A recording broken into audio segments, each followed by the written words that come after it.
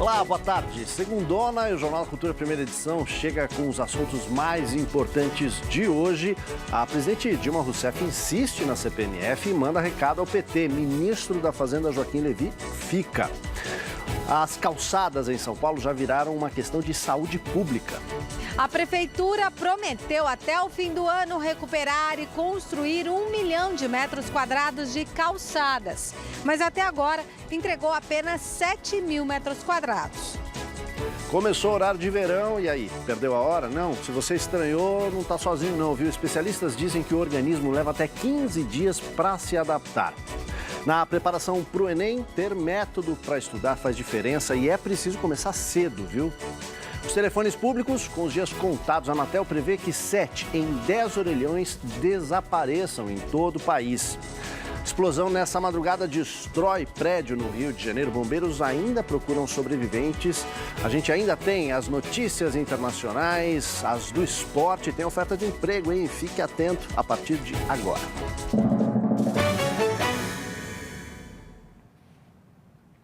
Olha, nesse final de semana, mais de 7 milhões de candidatos vão prestar o Enem. Últimos dias para tirar dúvidas, estudar e reforçar as matérias onde a dificuldade é maior. Mas essa rotina escolar deve começar desde cedo.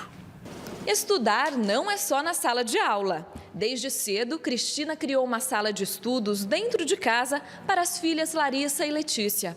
Aqui não tem espaço para distração. A gente teve a intenção de dar um ambiente próprio para estudo, para separar do dormir, do brincar. Além de criar uma rotina, a Cristina também adotou um método de estudo japonês que traz mais concentração e agilidade às filhas. Mas com tantos apelos tecnológicos, manter o foco nos estudos pode se tornar uma tarefa difícil. De acordo com especialistas, dentre as principais reclamações dos pais na hora do estudo dos filhos estão a preguiça, a falta de concentração e o excesso do uso do computador. A primeira dica é que a criança ou o adolescente precisa aprender a desenvolver o senso de responsabilidade antes do momento de fazer a tarefa.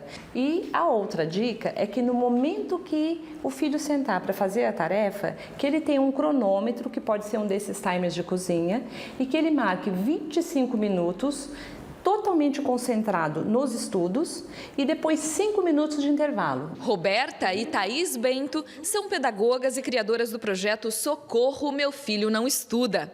Através de um site e de um canal no YouTube, mãe e filha dão dicas para os pais ajudarem os filhos nesse momento tão importante. Quando a gente passa para o site, a ideia é que o pai consiga ler, identificar a rotina dele ali e já saber como aplicar aquela dica na casa dele. Bacana isso, né? Para aplicar no dia a dia com a criançada. Você já reparou que os orelhões, os telefones públicos estão sumindo da paisagem e quando a gente acha um, é difícil que ele esteja funcionando. Não é só impressão não, viu? Com pouco uso e altos custos de manutenção, a previsão é de que até 60% dos telefones públicos sejam extintos no país. Celular é ferramenta de trabalho para José Orlando.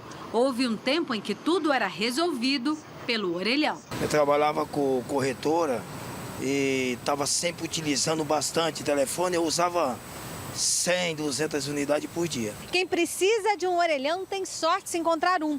Todos os dias, em média, 120 desaparecem das ruas do país. Em frente à lanchonete onde Jefferson trabalha, resiste um deles. Sempre vive quebrado, o pessoal procura e nunca presta. Em 2010, eram 1.200.000 orelhões. Hoje só resta um pouco mais de 800.000. Estudos da Anatel mostram que o uso caiu em todo o país. A média de 2 chamadas por mês para cada orelhão de São Paulo. Uma das propostas da agência é ampliar a distância mínima entre cada aparelho, de 300 para 600 metros. A supervisora da Proteste afirma que quase 75% das linhas de celulares no Brasil são pré-pagas. E os usuários usam os telefones basicamente para receber ligações. E quando precisam falar, recorrem aos orelhões. As operadoras não podem partir do princípio de que não é utilizado pela população. É o contrário, a população talvez não esteja utilizando porque eles estão em péssimas condições. E aí a gente pede e até sugere, como tem sido feito lá fora, para que seja instalado nesses equipamentos já existentes aí nas ruas, um aparelho de Wi-Fi, para que a população tenha acesso. E quem é que está precisando de emprego? O Centro de Apoio ao Trabalho e Empreendedorismo tem quase 2.000 vagas de emprego, além de orientações jurídicas e para sacar o seguro-desemprego. A gente vai ver as novidades com o repórter Luiz Versuti. Boa tarde, Luiz.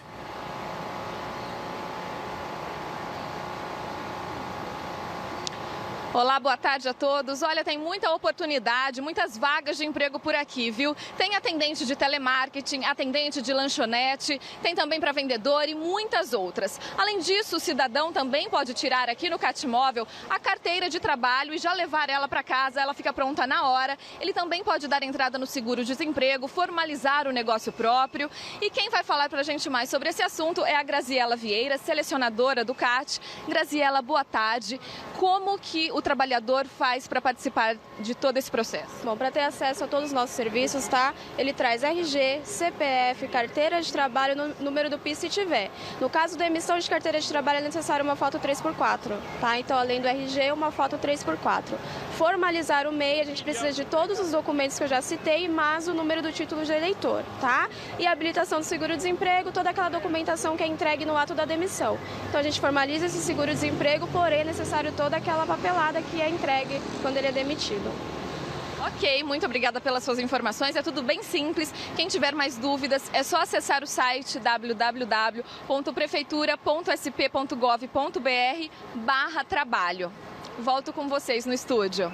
Ok, obrigado, Luiz, pelas informações. Olha, o horário de verão começou, né? Tem gente que gosta, gente que não gosta. Começou ontem, já deixou muita gente com sono hoje cedo. A gente vai conversar agora com a repórter Laís Duarte para saber como é que a gente pode suavizar essa transição e aumentar a disposição, né, Laís? Não é fácil a gente acostumar com esse novo horário. Boa tarde. Boa tarde, Aldo. Boa tarde a todos. Leva uns dias, viu, para se adaptar. E olha só, os adolescentes e aquelas pessoas que têm insônia são os que mais sofrem. Eu vou conversar agora com a doutora Rosana Cardoso Alves, que é neurologista. Boa tarde, doutora Rosana. O que fazer para melhorar a disposição nesse início de horário de verão?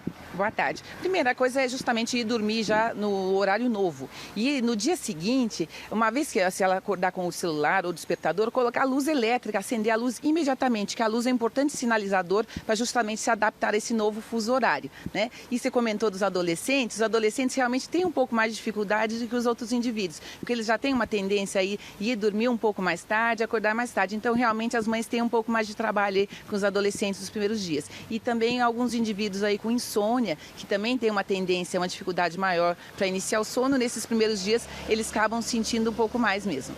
Ok, muito obrigada pela participação. Quem está no trabalho e bate aquele soninho, uma dica é levantar, dar uma voltinha, tomar água para conseguir ter mais disposição na hora do expediente. Aldo. É isso aí, obrigado, Laís. E na hora de dormir, né, esquece esses aparelhos todos, porque essa iluminação atrapalha também a gente na hora de pegar no sono e precisa pegar no sono mais cedo para ter disposição no dia seguinte. Um levantamento feito pela Faculdade de Medicina da USP mostrou que as quedas em calçadas foram o motivo pelas idas ao pronto-socorro de 1 em cada 5 pacientes do Hospital das Clínicas de São Paulo. É gente pra caramba que se acidenta nessas calçadas. A Prefeitura quer reformar 350 quilômetros de calçadas e mandar a conta para os proprietários dos imóveis. Um ano atrás, Dona Alice caiu e quebrou 3 dedos. Não recuperou o movimento da mão. A calçada quebrada até hoje. Vai para 1 ano, não foi consertada ainda. Não é só uma calçada, é um problema de saúde pública. Pode causar lesões graves. Desde pacientes mais jovens até pacientes mais idosos, podem ter algum tipo de lesão. Calçadas estragadas ou inexistentes não representam risco apenas para os idosos. Em muitos casos, é preciso deixar o passeio e seguir pela rua. Trocar o perigo de cair pelo de ser atropelado. Aqui na cidade é o dono do imóvel o responsável pela manutenção da calçada. A prefeitura primeiro notifica o proprietário que tem 60 dias para consertar o calçamento. Passado esse prazo, vem a multa de R$ 300 por metro linear irregular. Em 2014, foram 4.500 notificações. Em maio, a Prefeitura anunciou um projeto de recuperar e construir 1 milhão de metros quadrados de calçadas até o fim desse ano. As obras ficam a cargo da cidade, mas a conta será paga pelo dono do imóvel, R$ 40 o metro quadrado. Clóvis mora no Capão Redondo, extremo sul da capital. Trabalha na Zona Oeste. De muletas, vê o acesso à cidade ser negado todos os dias. É uma humilhação enorme, é uma coisa absurda. Crianças refugiadas de vários países tiveram no último sábado aqui em São Paulo a oportunidade de se divertir. Elas foram convidadas para brincar numa iniciativa da Universidade de Belas Artes, em parceria com uma ONG. Você não é igual a mim. Eles foram recebidos com música. Mas nada disso importa, pois a gente se gosta e é sempre assim que deve ser. Esses pequenos são refugiados, vieram de 7 países diferentes, como Síria e Sudão. Hoje, eles tiveram a chance de ser crianças, com direito a muitas brincadeiras. A ideia é de mundo melhor, essas crianças vierem para cá e elas verem que aqui no Brasil nós somos receptivos, que aqui eles são bem-vindos, sim. A ideia agora é repetir a dose com outras ações. Uma forma de ajudar essas crianças a escrever aqui uma nova história, desta vez com a promessa de um final feliz. Você dá uma oportunidade para ela ver que ela pode sim sorrir de novo, continuar a brincar. Um dos destinos preferidos dos pequenos foi a Biblioteca Infantil Multilingüe, com livros em árabe, chinês, alemão. Foi onde Mardai, de 8 anos, e Amer, de 10, se conheceram. Eles estão no país há pouco mais de 1 ano e já arranham o português. Mais ou menos. É difícil. Mohamed ajuda a mãe, que ainda tem dificuldades com a língua. Hoje foi um dia maravilhoso e ela acha aqui a vida no Brasil bom. A ideia é que elas sejam integradas assim na nossa, que eu chamo da nossa brasilidade, porém que elas possam ter também algum vínculo com a cultura nativa delas. E se depender deles, o futuro será repleto de luz.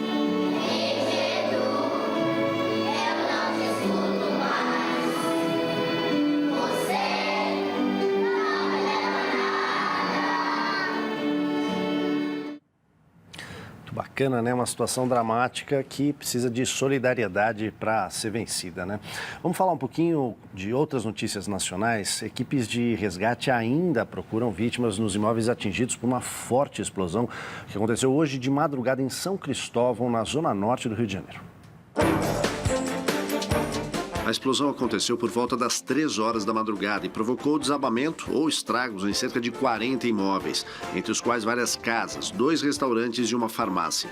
No início da manhã, 8 pessoas haviam sido retiradas dos escombros. Entre os feridos, uma criança de 9 anos. Os bombeiros suspeitam que a explosão, ouvida a quilômetros de distância, foi provocada por um vazamento de gás. Mulher que dirigia alcoolizada atropela e mata 2 operários que pintavam uma ciclofaixa em Santana, na zona norte de São Paulo. Juliana Cristina da Silva, de 28 anos, está presa e pode responder por homicídio doloso quando a pessoa assume o risco de matar. O acidente aconteceu na madrugada de domingo. A motorista invadiu a área onde os operários pintavam a faixa da ciclovia. Ela fugiu após o atropelamento e foi presa a cerca de 3 quilômetros do local. O bafômetro indicou que ela havia bebido mais de 3 vezes a quantidade de bebida alcoólica permitida. A Prefeitura de Porto Alegre decreta situação de emergência na cidade por causa das enchentes do rio Guaíba, provocadas pelas chuvas que atingiram vários bairros da cidade na semana passada. Outras 26 cidades gaúchas também decretaram situação de emergência. A previsão da meteorologia é que os novos temporais atinjam os estados do sul do país nos próximos dias. Domingo foi dia de Paulista aberta aos pedestres. Mesmo com a temperatura baixa em São Paulo, a avenida ficou cheia. Com desvios nos principais acessos, os motoristas tiveram que circular pelas ruas paralelas. No asfalto da Paulista, só rodas sem motor e muita disposição. A avenida virou um calçadão para pedestres, corredores, famílias e turistas. Apesar da recomendação do Ministério Público para que o fechamento para os carros não acontecesse, a Prefeitura pretende manter a abertura para pedestres todos os domingos. A única mudança será um cadastro para garantir o acesso de veículos de moradores. Olha, esse final de semana não teve bicicleta rodando só na Paulista, não, viu? Um passeio sobre 2 rodas lançou um novo olhar sobre o centro antigo de São Paulo. Memorial da América Latina, Zona Oeste de São Paulo. Ponto de encontro dos ciclistas para partir para o passeio que une 2 paixões: pedalar e fotografar. O objetivo é que todos aqui alinhem a fotografia, a bicicleta, para um novo olhar sobre São Paulo. São Paulo é uma cidade que está sempre em movimento, está sempre se transformando. E assim, as pessoas estão perdendo um pouco o olhar crítico. E com o tempo da bicicleta, a gente consegue um tempo melhor para esse olhar diferenciado. Vai parar em vários pontos diferentes para tirar foto, que normalmente a gente passa de carro e não vê, né? A maior parte do trajeto foi feito pelas ciclovias da capital. Hoje a cidade conta com mais de 300 quilômetros. Na Praça Júlio de Mesquita, a antiga fonte de mármore vem sendo depredada. Na estação Júlio Prestes, a parada foi no estacionamento. Antigamente, havia aqui esta praça, onde os barões do café negociavam o produto. Depois de 20 quilômetros de pedaladas, os participantes chegaram ao prédio que abrigou a subestação de energia elétrica Riachuelo, dos anos 20. Tombado pelo patrimônio histórico, foi restaurado e virou centro cultural. Para fechar o passeio, projeção de fotos realizadas pelos participantes. E em viagem para firmar acordos comerciais, a presidente Dilma Rousseff chega à Finlândia. Na Suécia, ela defendeu a CPMF como única forma de fechar as contas do governo e também mandou um recado. O ministro da Fazenda, Joaquim Levy, fica no cargo. A maior pressão pela saída de Levy veio de dentro do PT. O ex-presidente Lula, mentor de Dilma, já pediu a saída dele. Os movimentos sociais também o querem fora por causa do ajuste fiscal que prevê cortes em programas sociais. O próprio ministro chegou a dizer que não terminaria o ano no cargo. A presidente Dilma demorou a se pronunciar sobre o tema, mas teve que se manifestar para tranquilizar o mercado. O cai não cai de Levy só aumenta a instabilidade do governo e dificulta a recuperação econômica. Em viagem à Suécia, ela mandou o recado. Levy fica e não se fala mais nisso. Ele não está saindo do governo. Ponto. Eu não troco mais nesse assunto. Desculpa, qualquer coisa além disso está ficando especulativo. Me desculpa, especulativo. Vocês não farão especulação a respeito do ministro da Fazenda comigo. E o presidente da Câmara, Eduardo Cunha, está cada vez mais isolado depois das denúncias sobre contas na Suíça e o suposto recebimento de propina do esquema da Petrobras.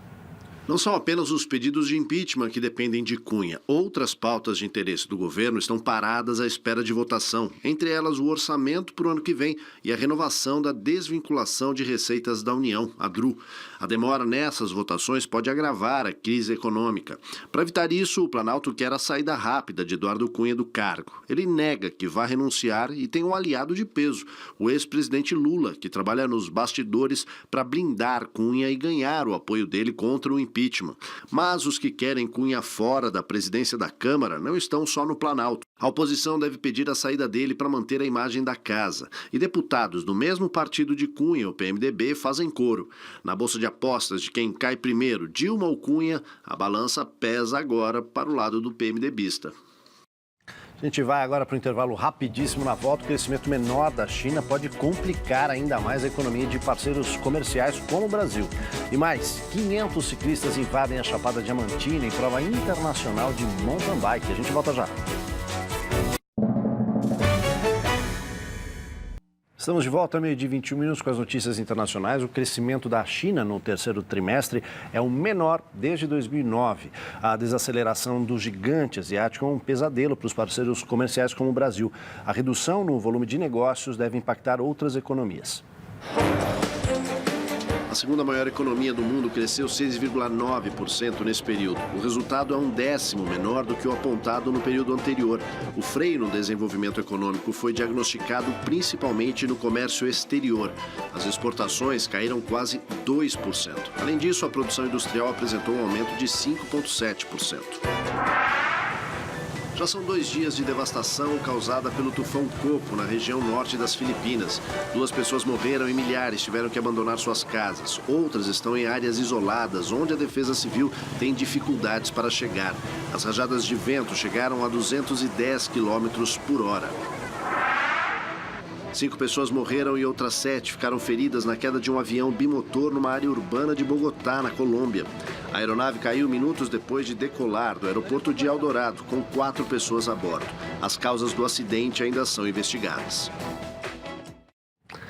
Vamos para a hora do esporte. Cadu Cortez já está aqui no estúdio, tudo bem? Tudo bem, Aldo? Boa tarde. Boa tarde. Gabriela Maia em férias e você já homenageando. Fazendo aqui uma pequena homenagem a ela aqui com a camisa do Palmeiras de Ademir da Guia. Daqui a pouquinho a gente vai falar de futebol, os gols da rodada também. A gente começa falando que há menos de 10 meses para os Jogos Olímpicos do Rio de Janeiro, o legado ainda é aquele tabu, né, para as autoridades, seja em relação às obras de infraestrutura, seja em relação ao destino das instalações olímpicas, mas tem um exemplo muito legal para ver, Kelly. 30 anos depois, o tal legado da Olimpíada de Los Angeles em 1984 está mais do que vivo. Olá, olá. Em meados dos anos 80, em um subúrbio pobre da Califórnia, 2 garotas negras começaram a jogar tênis dentro de um programa subsidiado pelos lucros dos Jogos Olímpicos de 84. A vida seguiu e as irmãs Serena e Venus Williams não apenas ganharam 4 medalhas de ouro em Olimpíadas, ganharam o mundo. Enquanto a cidade do Rio de Janeiro discute a amplitude do legado, os organizadores de 84, antes dos Jogos, decidiram que os lucros de cerca de 230 milhões de dólares seria repartido. 60% com o Comitê Olímpico e os outros 40% com uma fundação, a LA 84, que fez 30 anos em 2014 e continua ativa. Os dados registrados entre 85 e 2010 revelam ainda que atletas que passaram por algum programa da Fundação LA 84 venceram mais de 200 títulos americanos em nível júnior e adulto. Aí, mais um exemplo que, sem dúvida nenhuma, o Rio de Janeiro pode pegar para, de repente, a gente continuar aí formando novos atletas. O maior evento de mountain bike e cross country da América Latina, o Brasil Ride, teve início neste sábado na Chapada Diamantina, na Bahia. Vamos ver.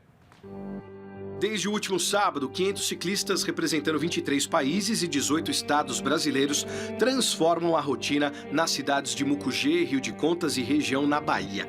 Nas 7 etapas da competição, os melhores mountain bikers do mundo vão percorrer 600 quilômetros com uma altimetria, que é como se fosse uma altura atingida, acumulada de 13 mil metros. Entre os brasileiros, o maior objetivo será buscar os 120 pontos no ranking da União Ciclística Internacional, já que esses pontos valem, por exemplo, para conseguir uma vaga na Olimpíada do Rio ano que vem. A estrutura fornece aos competidores tudo o que é necessário: água, comida, alojamento, nada de hotel, suporte técnico, enquanto eles se preocupam somente com o que mais gostam de fazer: pedalar. Cada dia da prova terá em média 80 a 100 quilômetros do mais puro mountain bike pelos caminhos abertos no garimpo de diamantes do século XVIII. Paisagens realmente sensacionais. Show de gols pelo Campeonato Brasileiro, vamos ver. No sábado, o Palmeiras despachou o Avaí em Florianópolis. Gabriel Jesus fez 1-0. Cristaldo ampliou. André Lima descontou para o Leão, mas Dudu fez o terceiro do Palmeiras. 3-1 placar final. A Ponte Preta recebeu Curitiba no Moisés Lucarelli e sapecou logo 3. Alexandro, 2 vezes, e Birubiru. A Macaca está em 8º lugar. A manhã de domingo no Mineirão foi toda de William. Inspirado, o atacante comandou a vitória do Cruzeiro por 2-0 sobre um apático Fluminense. O Inter foi ao Maracanã e venceu por 1-0 o Flamengo, gol de Hernando, e foi só. O Colorado já é o 4º colocado. Na Vila Belmiro, goleada do Santos para cima do Goiás, 3-1. Ricardo Oliveira balançou a rede em 2 oportunidades. Werley fez mais um e David descontou para o time esmeraldino. O São Paulo empatou em 2-2 com o Vasco no Morumbi. Luiz Fabiano fez o primeiro, mas Rodrigo e Nenê viraram. Rodrigo Caio apareceu aos 42 do segundo tempo para dar um pontinho ao time do Morumbi. O Corinthians continua mais líder do que nunca. Foi à Arena da Baixada, em Curitiba, e goleou o Atlético. Wagner Love e Renato Augusto, 2 vezes cada, enlouqueceram a Fiel. Bruno Mota fez o de honra. Tá mais do que entregue esse título ali. O Corinthians só perde se quiser, né? Palmeiras tem a Copa do Brasil ainda. Tudo bem, Cadu, até amanhã. Obrigado. Valeu, Adô. Até amanhã. Tchau. Isso aí, minha gente. Jornal da Cultura, primeira edição, fica por aqui. Quer saber mais sobre o Brasil e o mundo? www.tvcultura.com.br/jornalismo. Agora você fica com o JC Debate. O assunto é empresas controladoras. Até onde uma empresa, os patrões podem ir para controlar a vida dos funcionários. Discussão bacana. Uma ótima tarde para você. A gente se vê aqui amanhã ao meio-dia. Tchau.